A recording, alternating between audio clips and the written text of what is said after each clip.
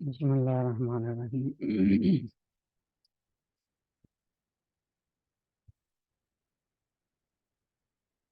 آج ہمارا سبق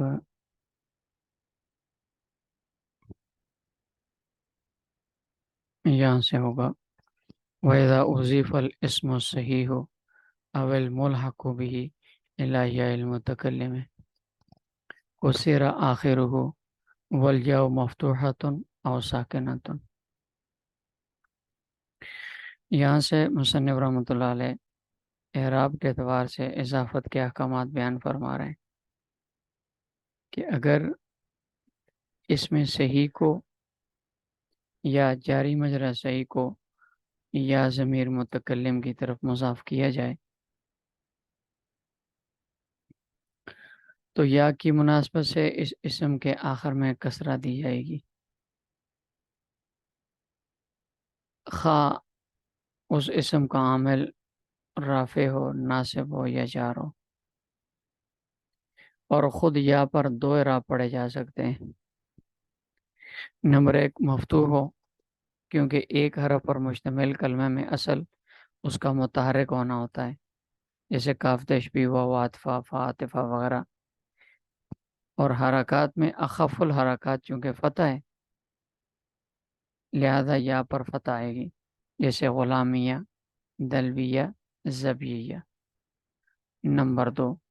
تخفیف کے لیے یا کو ساکن کر دیا جائے، جیسے غلامی، دلوی، زبی۔ اور اگر یا ضمیر متکلم کی طرف ایسا اسم مضاف کیا جائے جس کے آخر میں الف ہو، خواہ الف تثنیہ کا ہو جیسے غلامان ہے، یا الف الف مکسورہ ہو جو کہ عام ہے، خواہ واو سے بدل کر آیا ہو جیسے عصا، یہ اصل میں عصاون تھا، یا سے بدل کر آیا ہو جیسے رہا، یہ اصل میں رہایون تھا، یا وہ الف اصلی ہو جیسے حتی اسمیہ کا الف ہے تو اس الف کو باقی رکھا جائے گا اور یا مفتوح ہوگی، جیسے غلامایا، عصایا، رہایا، حتایا۔ جبکہ قبیلہ بنو حذیل کے لوگ تثنیہ کے الف کو جمہور کی طرح باقی رکھتے ہیں، لیکن الف مکسورہ کو یا سے بدل کر یا میں ادغام کرنا لازم قرار دیتے ہیں، جیسے عصیہ، رحیہ، حتیہ۔ البتہ علیہ، الیہ، لدیہ، یہ سب کے نزدیک ان تینوں میں ادغام واجب ہے، بنو حذیل کے نزدیک بھی اور باقی حضرات کے نزدیک۔ فَإِنْ كَانَ وَإِذَا أُضِيفَ الْاسْمُ صحیح ہو، اور جب کسی اسم صحیح کی اضافت کی جائے، اول ملحق بھی، یا ملحق بھی صحیح کی اضافت کی جائے یا متکلم کی طرف، کسرہ آخر ہو، اس کے آخر میں کسرہ دی جائے گی، والیاء مفتوحۃ اور ساکنۃ، اور یا خود مفتوح ہوگی یا ساکن ہوگی۔ فإن کان آخر الفا، اور اگر اس کے آخر میں الف ہوا تثبت تو باقی رہے گی، وحذیل تقلبها لغیر تثنیت، اور بنو حذیل کے لوگ اس الف کو بدل دیتے ہیں اگر الف تثنیہ کا نہ ہو، یا ان یا سے۔ وَإِنْ كَانَ يَاءً أُدْغِمَتْ، مصنف رحمۃ اللہ علیہ فرماتے ہیں کہ اگر یا ضمیر کی طرف،